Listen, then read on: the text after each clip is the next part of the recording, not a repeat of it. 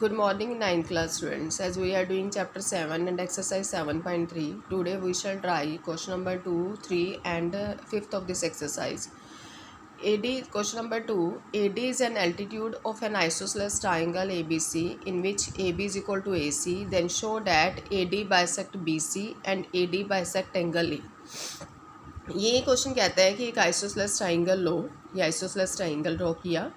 AD एक perpendicular है जो BC पर ड्रॉ कर दो। AD हमने एक अल्टीट्यूड लिया जो BC पर हमने ड्रॉ कर दिया। और इन ट्राइंगल ABD और ट्राइंगल ACD में हम कॉन्ग्रुएंसी क्राइटेरिया को फॉलो करेंगे। हमने दो ट्राइंगल्स फॉर्म कर लिए ABD और ACD। ABD और ACD में आपको पता है कॉन्ग्रुएंसी क्राइटेरिया को फॉलो करने के लिए हमें साइड एंगल साइड या एंगल साइड एंगल कुछ इस तरह की फॉर्म से हमें जो रूल है वो फॉलो करने होंगे। तो अब हमने ये दो ट्राइंगल लिए, इसमें देखा कि AD is equal to AD, AD common है, AB is equal to AC, AB AC के इक्वल है, ये गिवन है आपको। एंड एंगल ADB, ये एंगल ADB और इधर से एंगल ADC दोनों ही 90 होंगे, क्योंकि ईच 90 इसलिए पड़े क्योंकि AD अल्टीट्यूड था BC के ऊपर। तो अगर अल्टीट्यूड होगा तो वो 90 डिग्री का एंगल यहाँ फॉर्म करेगा। तो एंगल ADB जितना बना उतना ही एंगल ADC बना है, और मैंने लिख दिया डेट इज़ ईच 90। तो उस हिसाब से देखा जाए तो साइड दो साइड करी और एक एंगल इक्वल किया।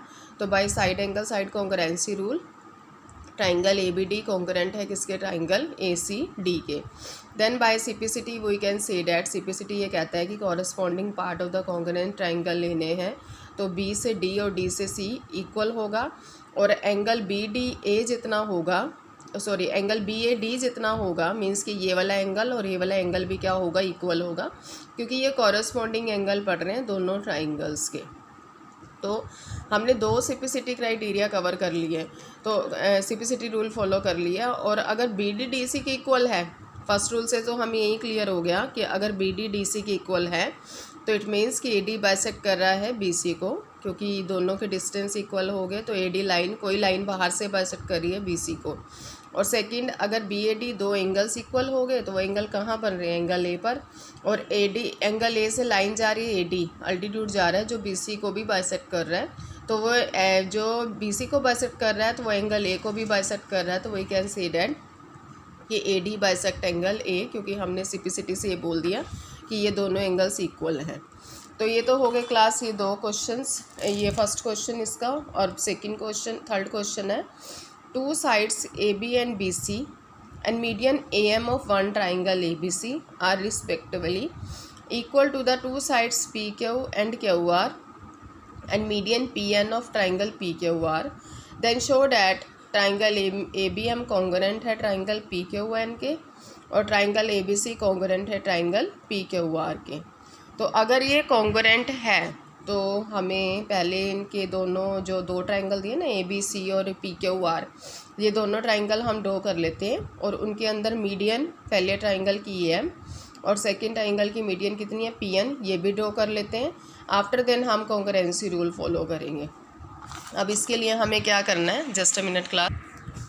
ये दो ट्राइंगल आ गए हैं, that is triangle ABC and triangle PQR। इन ट्राइंगल ABC और ट्राइंगल PQR में आप क्या देखेंगे सॉल्यूशन में, कि इन ट्राइंगल ABM, पहले ट्राइंगल ABM देखेंगे, then triangle PQN, triangle PQN को देखेंगे। तो ये दो ट्राइंगल्स में AM और PN आपको मीडियन नज़र आ रही हैं। और मीडियन क्या कहती है कि ये जो साइड है वो मीडियन जो आती है वो थर्ड साइड, ये जिस साइड के ऊपर मीडियन इंटरसेक्ट कर रही है वो मीडियन, वो साइड मीडियन के थ्रू दो इक्वल पार्ट्स में जो डिवाइड है वो हो जाएगी। मीन्स कि मीडियन जो होती है वो ट्राइंगल को ही टू इक्वल पार्ट्स में डिवाइड कर देती है, और इधर के जो PN है मीडियन, वो इस ट्राइंगल PQR को ही टू इक्वल पार्ट्स में डिवाइड कर देगी। तो इधर से अब हमें सिर्फ एक पार्ट की कॉन्ग्रुएंसी और इधर से एक पार्ट की कॉन्ग्रुएंसी, मतलब ट्राइंगल दोनों लेकर कॉन्ग्रुएंसी फॉलो करनी है। तो हमने ट्राइंगल लिया ABM एंड ट्राइंगल ले लिया PQN। ट्राइंगल ABM और PQN में जो ऑलरेडी इक्वल है वो देख लीजिए, AB या PQ के इक्वल है, गिवन है। ये जो मार्क लगे हैं, साइन लगे हैं, ये शो कर रहे हैं कि दोनों साइड्स इक्वल हैं। और PM जो ए एम है ये इधर से ए एम और ये पी एन, ये मीडियन है दोनों, वो भी इक्वल हमें गिवन है। और इधर से ये साइड जो है बी एम और क्यू एन, ये भी हमें इक्वल ही गिवन है। जो ऑलरेडी गिवन है वो तो हमें इक्वल एज इट इज़ लिख देने हैं। तो ये तो 3 साइड्स फॉलो हो गई और साइड कॉन्ग्रेंसी क्राइटेरिया भी फॉलो हो गया। तो we can say that triangle A B M congruent होगा किसके, ट्राइंगल पी क्यू एन के।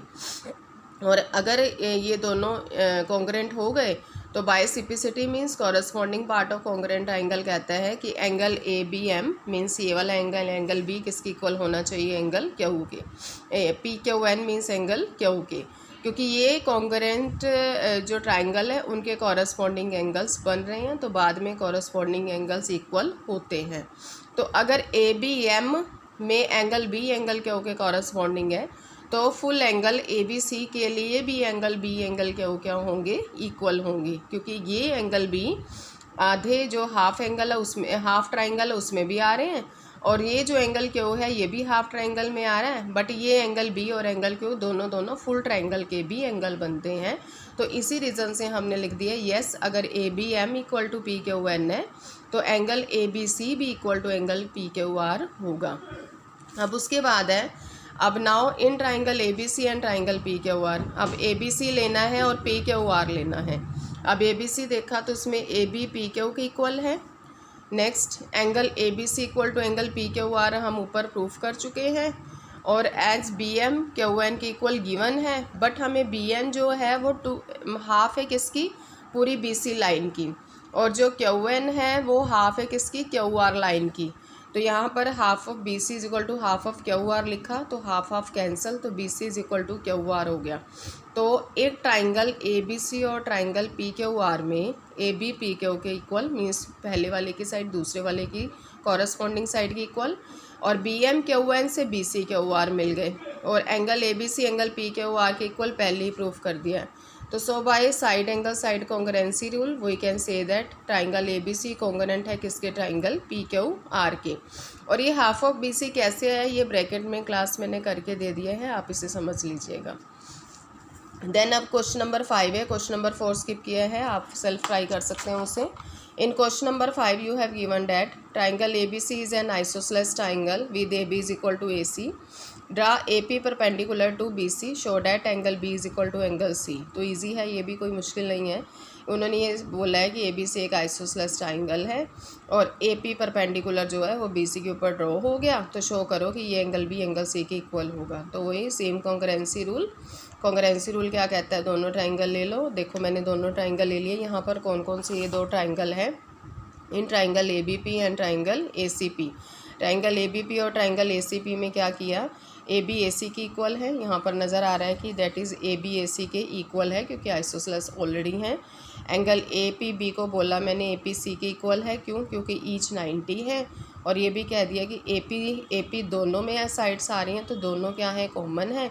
तो बाय हम are H S congruency rule, क्योंकि एक एंगल हमारा 90 का है और एक ये दोनों हाइपोटेन्यूस बनती थी, जिस वजह से हमने बोला कि R H S congruency rule लग गया कि triangle A B P congruent है किसके, ट्राइंगल ए सी पी के। So by CPCT we can say that angle B must be equal to angle C. तो यही तो हमें प्रूफ करना था, पर यह प्रूफ तब होना था अगर हम कॉन्ग्रेंसी रूल को अप्लाई कर देते। तो हमने कह दिया yes angle B must be equal to किसके है, एंगल सी के। तो ये क्लास कुछ क्वेश्चन से, और यहाँ पर हमारी 7.3 एक्सरसाइज भी कवर होती है।